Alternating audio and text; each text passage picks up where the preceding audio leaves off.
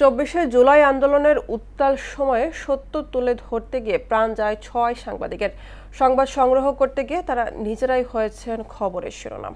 দায়িত্ব পালনের শেষ মুহূর্ত পর্যন্ত তাদের সঙ্গী ছিল কলম আর ক্যামেরা।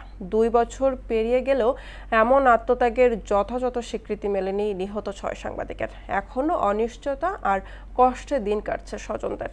নাজমুল ইসলামের বিশেষ প্রতিবেদনে সহযোগিতা করেছেন বাউফল প্রতিনিধি অতুল পাল ও সিরাজগঞ্জ প্রতিনিধি সোহেল রানা। ২০২৪ সালের জুলাই অভ্যুত্থান ইতিহাসের মোড় ঘোরানো এক ঐতিহাসিক বিপ্লব। বৈষম্যের বিরুদ্ধে নিজেদের অধিকার আদায়ের লড়াইয়ে ছাত্র জনতার রক্তে রঞ্জিত হয় রাজপথ।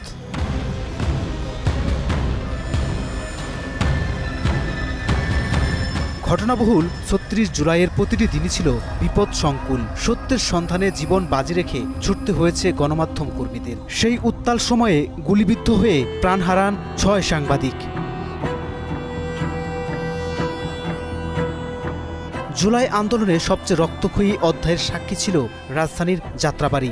সেখানেই ১৮ জুলাই সংবাদ সংগ্রহ করতে গিয়ে গুলিতে মৃত্যু হয় ঢাকা টাইমসের সিনিয়র রিপোর্টার হাসান মেহেদীর। একই দিন উত্তরায় দায়িত্ব পালনকালে নিহত হন দৈনিক ভোরের আওয়াজের প্রতিবেদক শাকিল হোসেন। পরদিন অর্থাৎ ১৯ জুলাই সিলেটে সংবাদ সংগ্রহকালে গুলিতে মারা যান দৈনিক নয়া দিগন্তের সিলেট প্রতিনিধি আবু তাহের মোহাম্মদ তুরাব। একই দিন রাজধানীর ধানমন্ডিতে প্রাণ যায় ফ্রিল্যান্স ফটো সাংবাদিক তাহির জামান পিওর। এছাড়াও ৪ আগস্ট সিরাজগঞ্জে নিহত হন দৈনিক খবরপত্রের প্রতিবেদক প্রদীপ কুমার ভৌমিক। আন্দোলনের শেষ প্রহরে হবিগঞ্জের বানিয়াচং থানার সামনে গুলিতে প্রাণ যায় স্থানীয় সাংবাদিক হুসেন আখুনজির।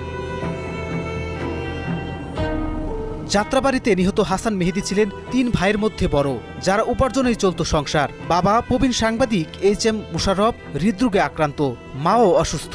শুরুতে সরকারি সহায়তা মিললেও এখন তা বন্ধ। অনিশ্চয়তা আর অর্থকষ্ট পরিবারের নিত্যসঙ্গী। আমার বাবা যদি বেঁচে থাকতো তাইলে তো আমার টেনশন করা লাগতো না। সকল টেনশনগুলো আমার বাবা মেহেদী হাসানি ভাতায় নিয়ে আনত। কিছু টাকা পয়সা পাই, মাসিক ভাতা প্রতি মাসে ৬৫০০ টাকা, তাতে আমাদের সংসার চলে না। জুলাই অভ্যুত্থানে আত্মত্যাগের স্বীকৃতি না পেয়ে হতাশা জানিয়েছেন সিরাজগঞ্জে নিহত প্রদীপ কুমার ভৌমিকের পরিবার।